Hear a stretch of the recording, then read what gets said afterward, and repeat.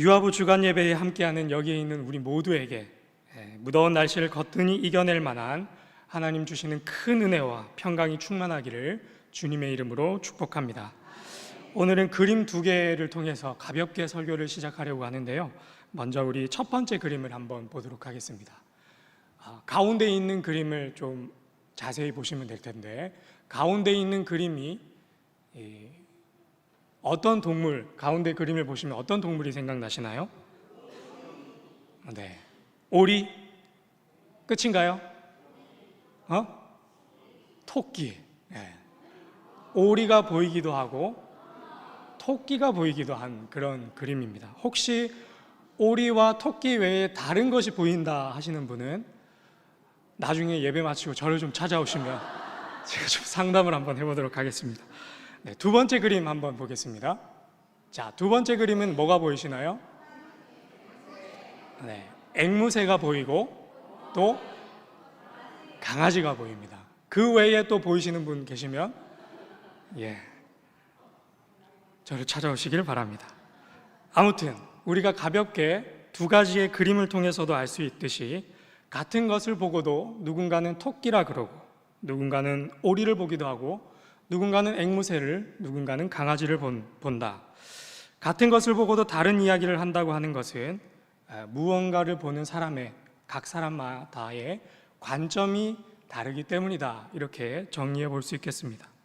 우리가 재밌게 그림만 놓고도 관점이 이렇게 상반되게 갈리는데, 우리 삶의 현장 속에서 경험하게 되는 일, 여러 가지 일들, 만나게 되는 사람들, 그런 것들을 보고서도 누군가는 이렇게 생각하고 누군가는 저렇게 생각하고 또 다른 어떤 사람은 또 다르게 생각하는 그런 일들을 보면 어찌 보면 당연한 일이겠다, 그런 생각도 해보게 됩니다.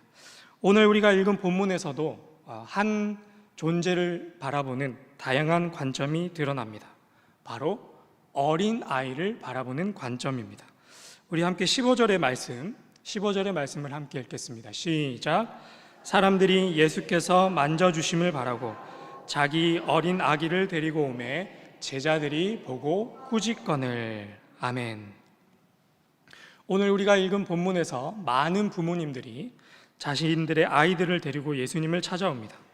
그리고 오늘 본문에서, 방금 읽은 본문에서 노란색으로 칠한 본문, 왜 그 부모님들은 그 어린 아이들을 예수님께 데려왔을까? 만져주시기를 바랐다라고 기록하고 있습니다. 왜 이 부모님은 예수님이 만져주기를 바랬을까? 오늘날 우리가 하고 있는 그 영아 축복기도 그런, 이 아이의 앞길이 앞으로 형통하게 잘 되고 만사가 잘 풀리고 이런 축복기도를 받기 위함이 아니라, 그것을 위함이 아니라 이 아이들에게 아주 심각한 육체적 질병이 있었기 때문에 그것을 놓고 예수님을 찾아왔고 예수님이 만져주시기를 바랐던 것입니다. 그런데 오늘 본문에 등장하는 이 사람들, 그냥 한 사람이 온 것이 아니라요, 한 부모가 온 것이 아니라 수많은 부모님들이, 다수가 되는 부모님들이 자신들의 어린아이를 들쳐매고 예수님께 나온 것이죠. 이 수많은 아이들이 육체적 질병으로 고통받고 있었다라는 것을 짐작해 볼 수 있는 부분입니다. 오늘날은 어린아이들의 인권이 지나치게 발전해서 촉법 소년 이런 일들도 많이 일어나고 있는데, 그런 폐해가 발생하고 있지만 예수님 당시에 이 시기만 하더라도 성인이 되지 않은 어린아이들은 사회적으로 사람 대우를 받지 못했습니다. 그때 당시의 사회는 어린이들을 위한 제도나 법적인 장치나 의료나 보건에 대한 것에 대해서 전혀 관심이 없었습니다. 심지어 부모의 충분한 돌봄조차 받지 못하는 아이들이 태반이었습니다. 어린아이를 위한 보건, 의료, 육아, 교육이 거의 전무한 상태가 바로 이 시기였던 것입니다. 그래서 그 아이를 낳은 부모 외에는 그 어린아이를 돌보거나 긍휼히 여기는 사람들이 극히 드물었다라고 할 수 있겠습니다. 왜 그랬을까? 그때 당시에는 왜 그랬을까? 그 이유는 그때 당시 사람들은 이 어린아이라고 하는 그 존재를 바라보는 관점, 그 관점이 오늘날 우리가 바라보는 그 관점과는 조금 달랐기 때문입니다. 이 어린아이들은 그때 당시에 사람들이 바라보기에는 아주 무가치한 존재였고, 나에게 유익이 되는 존재가 아니라 내가 돌봐야 하는, 손해를 끼치는 아주 귀찮은 존재가 바로 어린아이였기 때문입니다. 개구리 올챙이 시절 모른다고 자신들도 어린 시절을 보냈을 것이 분명함에도 그때 당시의 사람들은 이 어린 아이들을 가치 없고 쓸모없고 어리석은 존재로 여기면서 살아온 것입니다. 우리나라 말에서도 이 어린이라고 하는 그 말의 어원이 어리석다, 거기서부터 비롯됐다라는 것을 짐작해 생각해 보건대, 정말 이 어린이를 무가치한 존재로 어른들이 바라보고 있었다라는 것을 깨닫게 됩니다. 어린이를 바라보는 세상의 관점이 이렇다라고 한다면 우리 주님, 사랑이 많으신 예수님을 따르던 제자들의 관점은 어땠을까? 우리 함께 15절의 말씀, 진하게 칠해져 있는 부분을 조금 강조해서 한 번 더 읽도록 하겠습니다. 시작.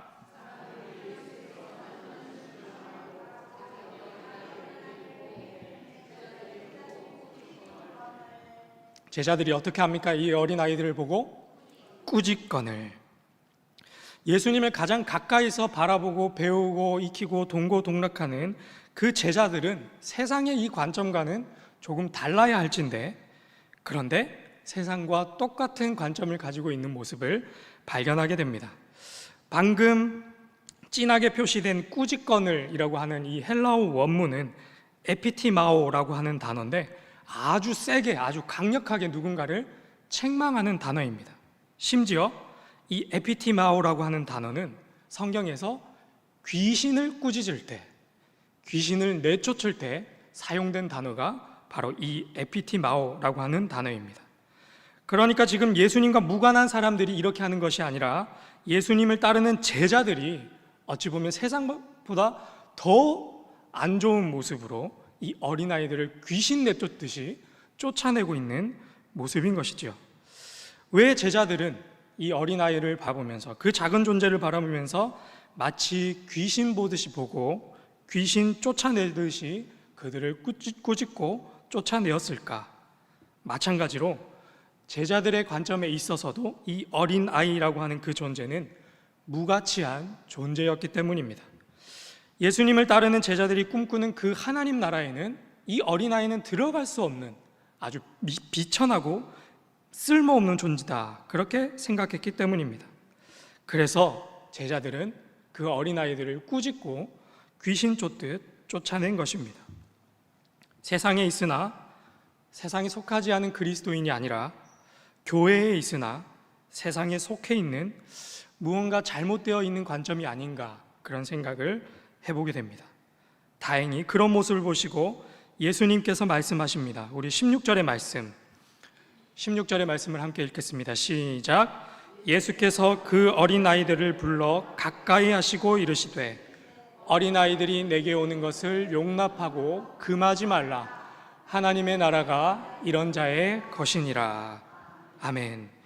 예수님께서는 그 무가치한 존재, 그 어린아이들을 보시고 부르시고 가까이 하셨다, 그렇게 기록되어 있습니다. 헬라어 원어로는 프로스칼레오, 아주 지극한 환대를 뜻하는 단어입니다. 마가복음 10장 평행 본문에서 예수님께서는 어린아이들을 내쫓고 무가치한 존재로 여기는 그 제자들의 관점을 보시고 심히 노하시며 그들을 꾸짖으셨다라고 기록되어 있습니다. 잘못된 관점을 갖고 있는 제자들을 보고 화를 쏟아내시면서 예수님께서 모두가 무가치한 존재다라고 여기는 그 어린 존재를 극진히 환영하시고 축복하시고, 더 나아가서 하나님 나라의 시민권까지 그들에게 있다라고 선포하고 계신 것입니다. 저는 오늘 우리가 읽은 이 본문에서 예수님이 가지고 있는 이 관점을 이렇게 정의하려고 합니다.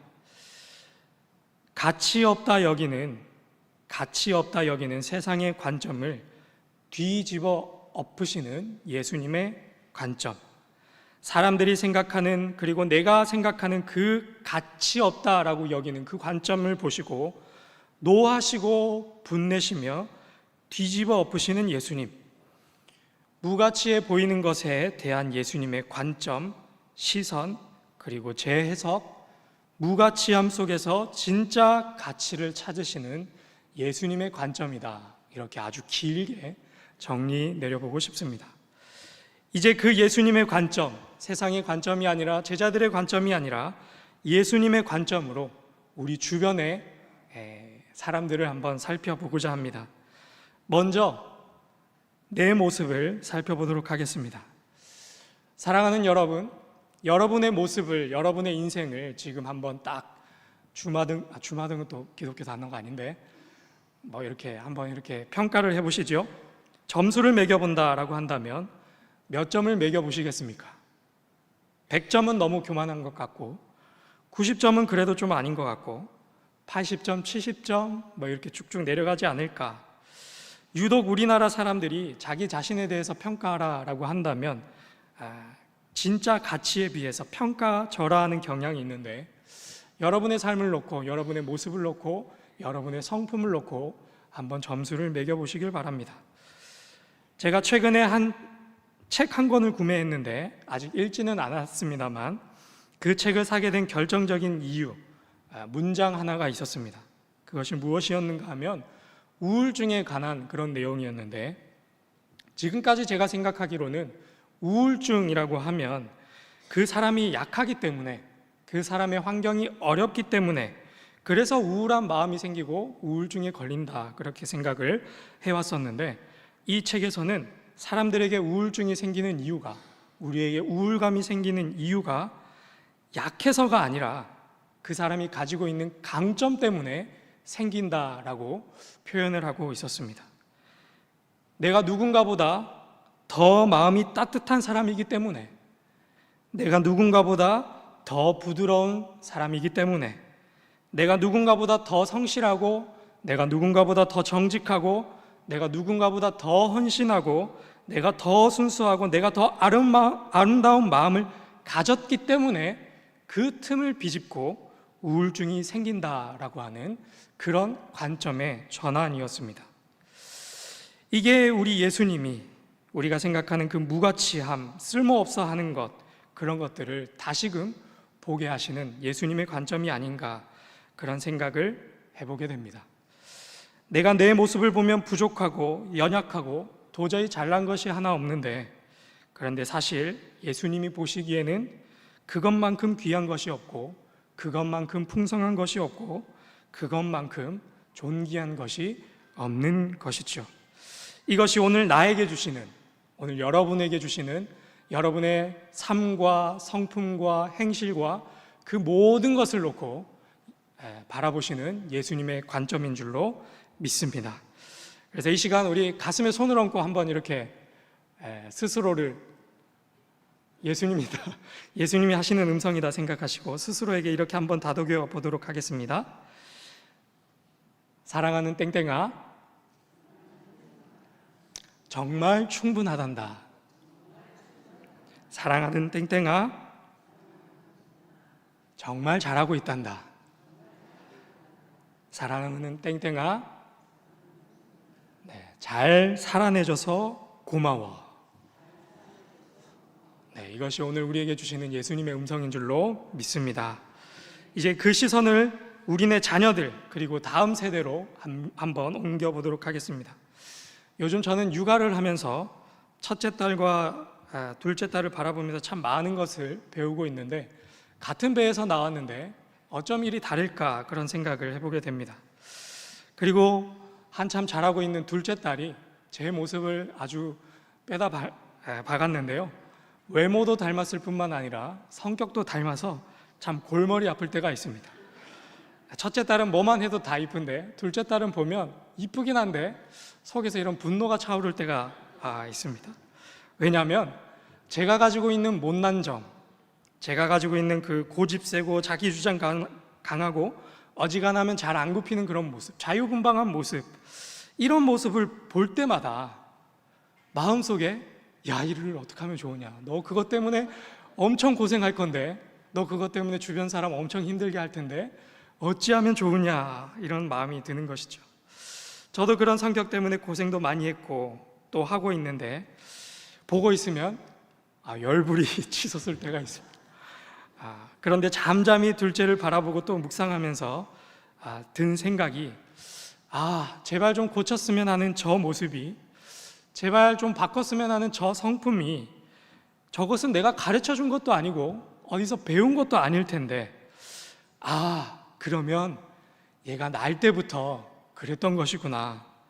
하나님이 날 때부터 이 아이에게 고유하게, 아주 유일하게 허락해 주신 성품이고 성격이고 성향이겠구나, 그런 생각이 들었습니다. 우리 하나님은 어떤 하나님이십니까? 우리 하나님은 실수하는 하나님이십니까? 네, 우리 하나님은 실수하지 않으시는 하나님입니다. 우리 하나님은 실수하지 않으시는 하나님이시기 때문에 하나님이 창조하신, 태어나면서부터 부여해 주신 그 성품이, 하나님이 실수하지 않으셨기 때문에 잘못되었을 리가 있다 없다? 없다. 이것이 태어날 때부터 하나님께서 주신 성품이다라고 한다면 그 성품 안에는 놀라운 가능성이 있구나. 그 성품 안에는 하나님의 놀라운 계획하심이 있구나. 하나님께서 그 성품으로 제발 고쳤으면 하는 그 열불 터지는 그 성품으로 하시고자 하는 일이 있으시구나. 하나님 보시기에 이 성품은 이 아이에게 있어서 제일 좋은 것이겠구나, 그런 생각을 해보게 되었습니다. 우리가 우리의 자녀들과 우리의 다음 세대를 우리의 관점으로 바라보면 어떻습니까?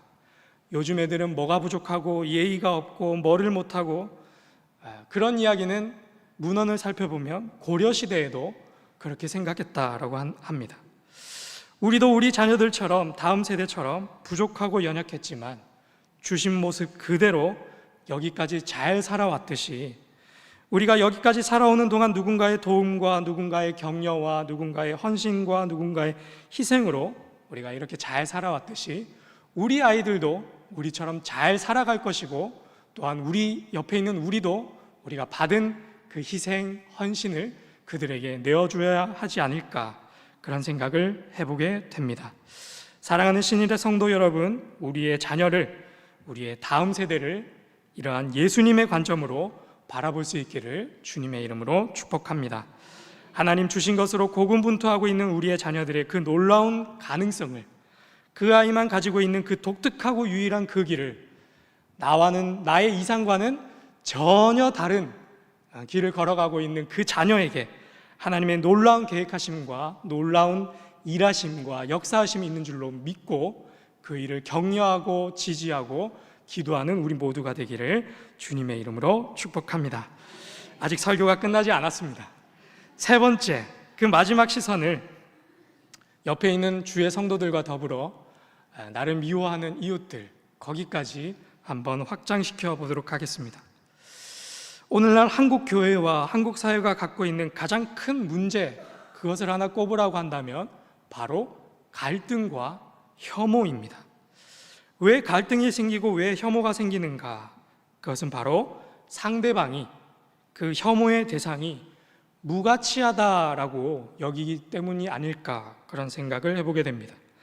마치 제자들이 그 어린아이를 자신들의 하나님 나라에는 무가치하다라고 생각한 나머지 그들을 귀신 쫓듯, 귀신 꾸짖듯 한 것처럼, 나와 다른 생각을 하는 사람들, 나와 다른 삶을 살고 있는 사람들, 나와는 다른 방식으로 살아가고 있는 이들, 다른 모습인 사람들, 그런 사람들을 바라보면서 무가치하다라고 여기기 때문에 이 한국 교회와 한국 사회 안에 갈등과 혐오가 생기지 않을까. 이 험악하고 따가운 가시 돋아있는 세상의 관점이 예수님을 따르는 우리의 관점이 되어서야 하겠습니까? 우리는 이런 사람들 역시도 예수님의 관점으로 바라볼 수 있어야 하겠습니다. 예수님께서는 그 무가치해 보이는 그 어린아이를 귀하다 여기셨듯, 예수님께서 나를 용납하시고 우리의 자녀들을 귀하다 여기셨듯, 나와 다른 생각, 나와 다른 모습, 나와 다른 사상, 나와 다른 인종, 그 외의 모든 것들, 그 모든 다른 가운데에서 그 사람들을 무가치하다 여기는 것이 아니라 그 가운데도 하나님의 일하심과 하나님의 사랑이 있다라는 것을 고백하고 바라볼 수 있는 우리 모두가 되기를 주님의 이름으로 축복합니다. 아직 설교가 끝나지 않았습니다. 네, 예수님께서는 이렇게 말씀하셨습니다. 우리 함께 17절의 말씀을 함께 읽겠습니다. 시작.